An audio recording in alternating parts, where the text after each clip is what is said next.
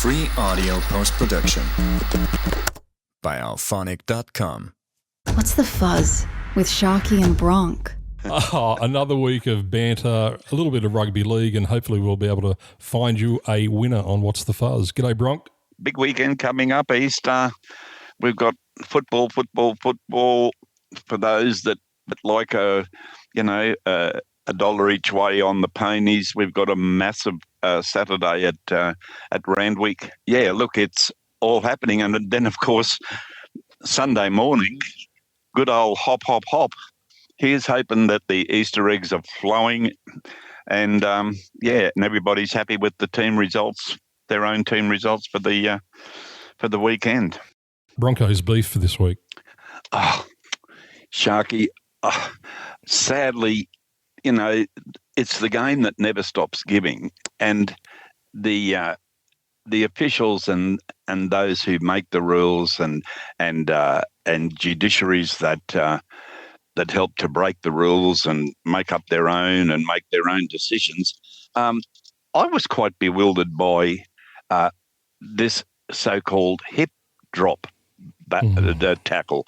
I was calling it the hip-hop tackle because I had no idea what it was, but apparently it's how everybody was taught to tackle back in the day, that you started at the hips and you just slid down till you got to their ankles and they fell over. But obviously now that's a no-go zone. So in speaking of this so-called hip drop, now I'm learning there are different categories of this hip drop tackle.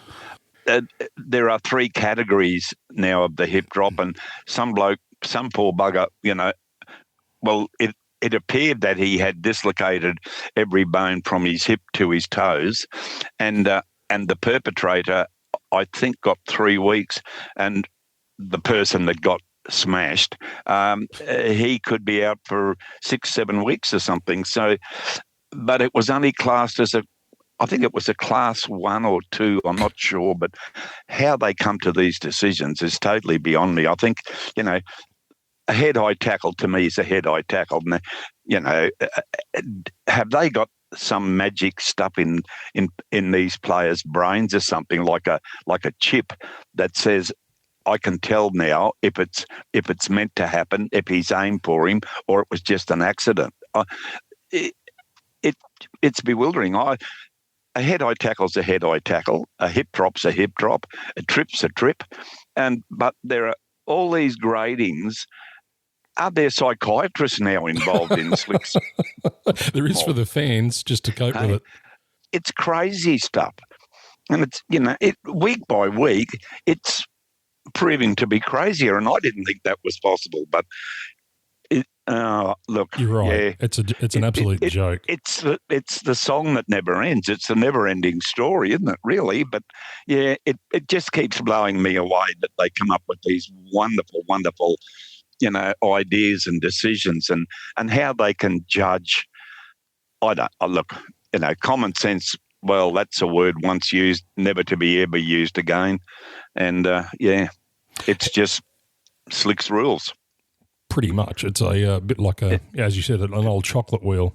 What are we going to come up with today? It's crazy, mate, isn't it? Yeah, it is. Well, it's crazy. And to highlight your point, let's go back to Vegas. Can someone please tell me how Stephen Crichton, who smacked a bloke in the fair dinkum in the chops, he didn't even get a fine?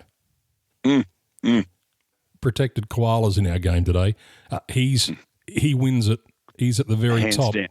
Hands down. At the very top. So you tell me how, he gets away with that, and then we've got players being fined $1,800 for really accidents and incidentals and nothing.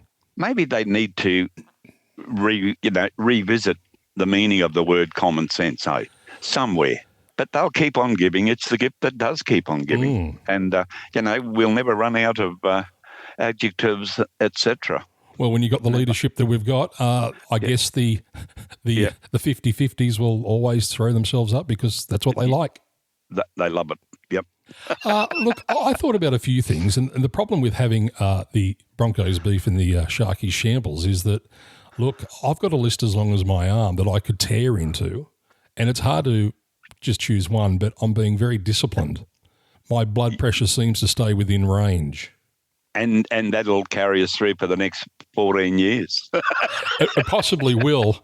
I possibly might outlast you, but Slick will hang in there, don't you? oh, he worry, better mate. not. Well, you and I are both bailing out. It's a package deal. You're not kidding there, mate. Yeah, You're we're not going kidding. together. Oh, I'm hopeful of a resignation within the next 12 months. I'm hanging on for dear life. oh dear. Now, All right. the Sharky Shambles this week, I thought about it long and hard, but I thought, you know what? I enjoyed being on the northern beaches so much last week that I might just stay there this week because we've seen Siebes being shown the door, which is no great surprise. We wish him all the best. But I would have thought a little bit more decorum may have been, advised. But anyway, they don't know what that means either. well, this is going to the Sharky Shambles. Now, that place, since Bob Fulton departed the club and has since departed the earth, the aura that Manly once had is long gone. And they're a small club now these days with a small fan base. And I can't get over how much the media and all of the football shows during the week, and I'm not just talking about the ones on free-to-air or Fox. I watch a fair bit of YouTube content. I often find that they're the best football shows going around that are on YouTube. But the amount of time that's been spent this week talking about this, as I said, small club in realistic terms these days, has just been baffling. I mean, we had NRL 360 3 nights in a row, Monday, Tuesday, Wednesday, their main nights. Too true. Waffle on about this club and about Anthony Seibold for extended periods like the start of shows, 20 minutes plus. And I started looking at a clock wondering, when on earth is this going to finish? You're talking about one club in a 17-team competition. Give me a break. It's no great surprise that the coach was given the punt. Absolutely. So there are shambles off the field, and then we've got all the media hovering around like honeys to the bee, as if this is the only story in rugby league, and the other 16 club supporters would be interested in hearing about Manly every day. Pull your heads in, boring as batshit, okay? Absolutely. And as I said, they're a relatively small club these days. They wouldn't like me saying that, but that's the reality. And if they want to be a big club again, then clean house. Yeah, act like one. Goodness gracious me. I don't know whether they think it's humorous sections or not, but they had Big Jaco on. Well, of all the Manly fellas you have on there, I mean, one of the ball boys would have been much more appropriate. Now, he heard me last week, see? So now he thinks he's got to get out onto the front foot and boost himself up. Yeah, well, his stats were good again last week too, I noticed, hey? I couldn't withhold the data for you, so I gave it to you in real time. Yeah. Her repetition was wonderful, wasn't it? Yeah. Unbelievable shit. Indeed. Oh, dear, oh me, oh my. Yeah. Okay, actually, before we move on, what did he say? Because as soon as I found out that he was on, I brushed it. I really thought it was his brother because he has a lot of trouble stringing a sentence together. And he also talks in shorthand. He's been getting elocution lessons from his big brother. Oh, geez. Fair dinkum. Actually, now you've pointed it out over the years about how his brother struggles in the verbal department. Well, now he's the captain. God. Of course, he's got to sit there in the press conferences. And a week ago, I sat there and watched the after-game press conference with him and Siebes after the Roosters loss. Fair dinkum. Yeah. I thought, how long is this going to go on? You might make him captain, but please don't send him into the press conferences because that was embarrassing. Truly, you think that maybe they'd get, a speech therapist, apart from the psychotherapist, maybe a speech therapist wouldn't go astray. Here's an idea. Anyone at Manly listening? Yeah. Okay, the media manager or higher management, Scott Penn, get him a candle from Silly Solly's, okay, and get him to sit in front of it and get him to talk without blowing it out. Let's try that. Let's start there. And if he can execute that, he can go to next week's press conference. If he can't... Oh, mate, it's too funny for words, isn't it, really? All right, on that note. Yeah. That was very good. Tell him it's his birthday. Yeah. That's what the candle's for. Don't you dare blow that out when you talk. Don't you dare blow the bastard out. No. See? That seems fair and Otherwise, it reasonable. illustrates he hasn't got control even of that. Yeah, that's true. Yes. Anyway, yeah. Okay. Very well done, Sharky. Very well done. Talk sense and breathe properly. Yeah, that's right. You really breathe. Yeah, most likely breathes through its ears. The Easter already. long weekend. Happy Easter to everyone Jesus, eh?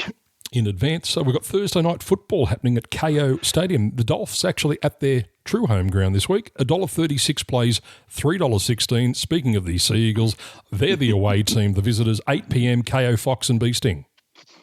Dolphins. Dolphs. That might be the quickest preview we've ever done of a game. Yeah, Kieran's not going to make me. Poor old No, Kieran. he can't help him. Friday football, we're at Accor Stadium on Good Friday afternoon, 4:05 p.m. Let's grab out the land shoes and the iced Vovos for Good Friday. Why not? The Rabbitohs at home to the Dogs. It's $1.85 playing $2 even.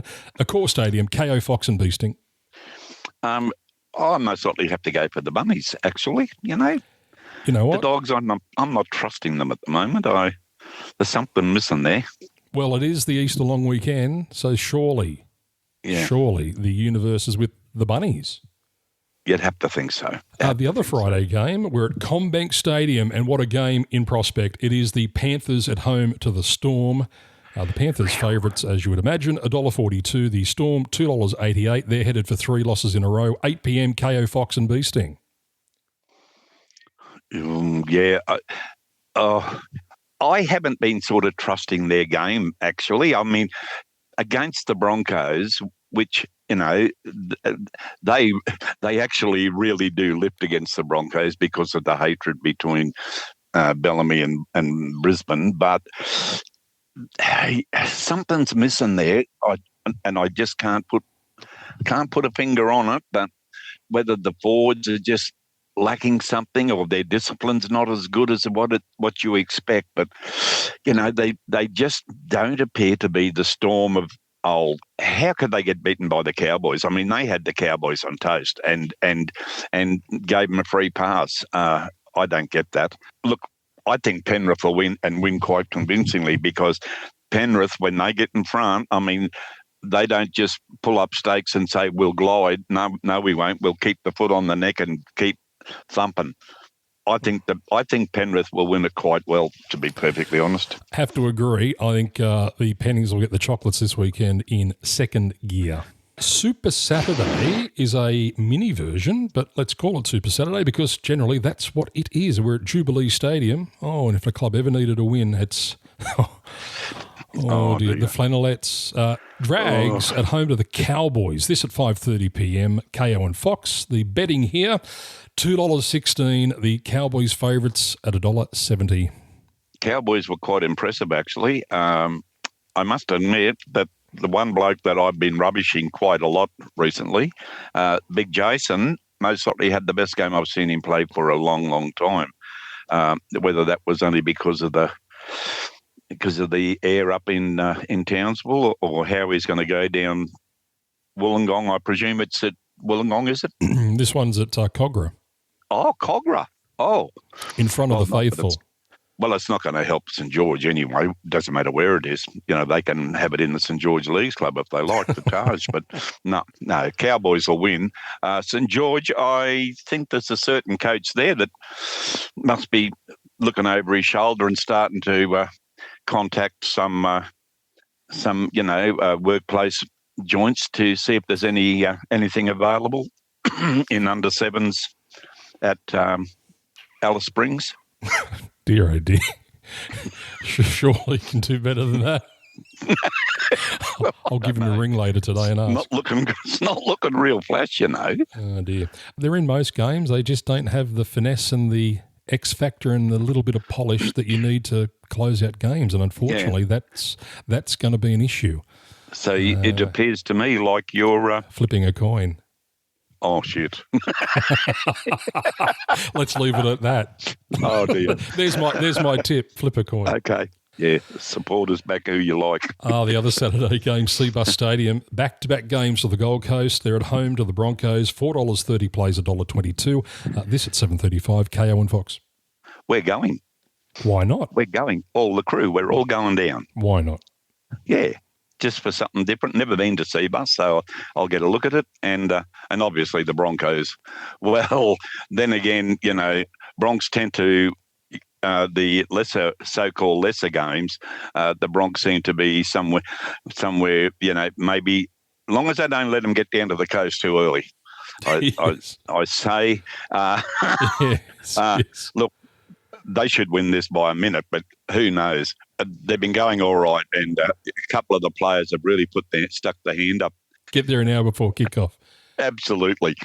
And then get out of there. Get home. Well, then that's enough. That's more than enough time to get into trouble, though. Oh well, get out of the bus and get there within 15 minutes, dressed and ready to go. Get dressed on the bus, and then get straight home. Mm. Listen, Broncos can get off the team bus and not wear boots, and they'll win by 50. And if they don't, then they've had too many chocolate Easter eggs early. Or paid a visit. Sunday football. It's Easter Sunday at Ocean Protect Stadium in the beautiful Shire. The Sharkies at home to the Warriors. Sharks favourites at $1.57. Warriors $2.41. KO and Foxtel. Sharks by a lot. Warriors are back to form. That's what I like to see. Warriors. You weak bastard. Reverse psychology. Oh, my Lord. Oh, come on. Look, fair income. Seriously. Yeah. Sunday afternoon in the Hunter, 4:05 p.m. Now you can really get the Land Chooser Iced Vovos out. It's at McDonald Jones Stadium, a night's home game up against the Raiders. $2.31 the 90s, going quite well. Raiders $1.61, desperate for a win. KO Fox and Beasting TV. I owe Bobby a huge apology. He's waiting for it. I know. Bobby, look, seriously, it's just been... Yeah, it's shocked me. I'm sure it has quite shocked you as well. It shocked the whole rugby league world. I think it has. Look, Raiders have got to get in. Raiders have got to get into this one. Yeah, they really have. I want to say 90s, but I can't. I think the Raiders are too desperate. Desperate. Yeah, that's too true. Desperation has to amount to something eventually. And I think Ricky's got to get off the Prozac, definitely. What's happened to him? I don't know. He seems very relaxed. I think the aliens have come and taken him away, to be honest, and I think they've replaced him with whatever that is. Maybe he's got a heart murmur. Something's happened in the off-season. It's almost like a store dummy, isn't it? Hey. Fire up, Stick. Fire up. Yeah, come on, Stick. Get back to normal. And the footy continues on Easter Monday, 4:05 p.m. at CommBank Stadium. It's the Eels at home to the Tigers. $1.83 plays $2.01. KO and Foxtel. Go you good things.